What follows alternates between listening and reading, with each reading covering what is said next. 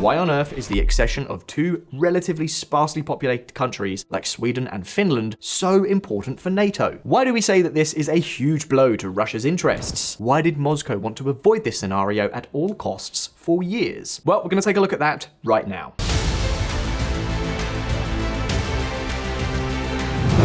The final piece of the puzzle. Look at what a 2016 report by the Estonia-based International Centre for Defence and Security said.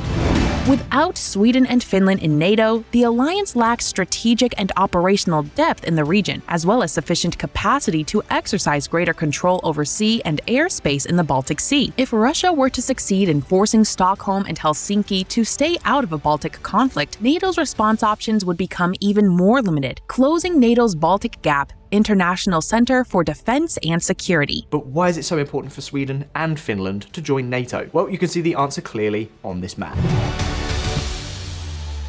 Following the annexation of Crimea in 2014, the United States conducted a variety of war games to look for strategic weaknesses on NATO's borders. These games showed that the Swedish island of Gotland would play a key role in the hypothetical case of having to defend the Baltic republics. If Russia were to cut off the Suwalki corridor and seize Gotland in order to deploy air defense systems there, as you can see on the map, the Baltic republics would be practically trapped. It would be very difficult to come to their aid, and it would not even be necessary to go that far, with Russia preventing NATO from using that island. A hybrid attack against the Baltics, even with unidentified troops, as already happened in Crimea, could be a nightmare for the Atlantic forces. This is, or rather was, one of Russia's great long-term trump cards. And that is not all.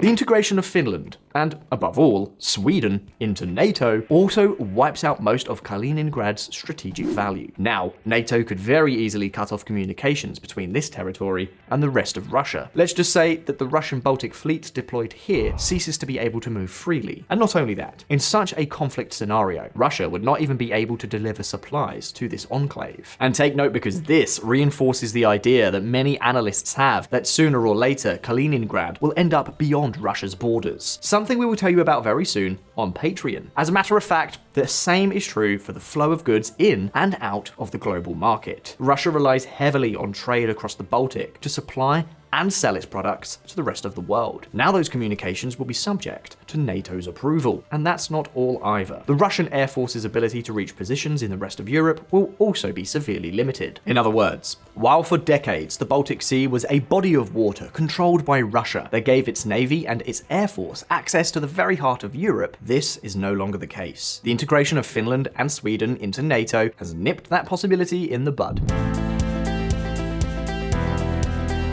In fact, NATO, Finland, and Estonia have already announced ambitious plans to have the capacity to close the Gulf of Finland if necessary. Also, in 2022, Russia announced plans to rebuild its maritime power in the area. Now those plans are dead in the water. With the entry of Sweden and Finland into NATO, the Baltic Sea will be surrounded by NATO member states. The goal of establishing Russian maritime power, proclaimed again in 2022 with the publication of the new Russian naval doctrine, would now be unfeasible in this strategically important region, the German Institute for International and Security Affairs. And if, with all this, Russia's Baltic fleet is practically history, the future integration of Ukraine into NATO would make the same happen with the Black Sea fleet. But that is another matter. Sticking with the subject of Sweden, although this country has a relatively small army, it brings to the alliance an important military industry. And keep in mind that Swedish factories produce not only small weapons, but advanced systems such as combat aircraft, missiles, tanks, submarines, warships, and air defense platforms.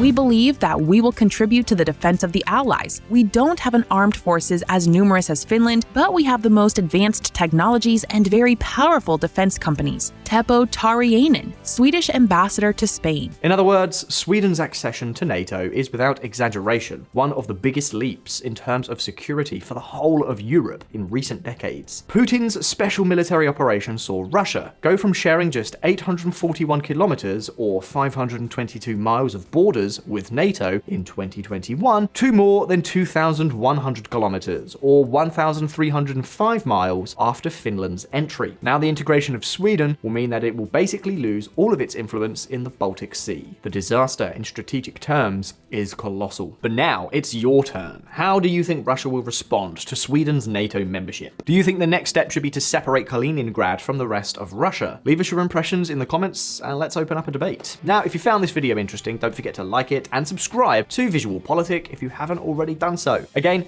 thank you very much for being here. All the best, and I'll see you next time.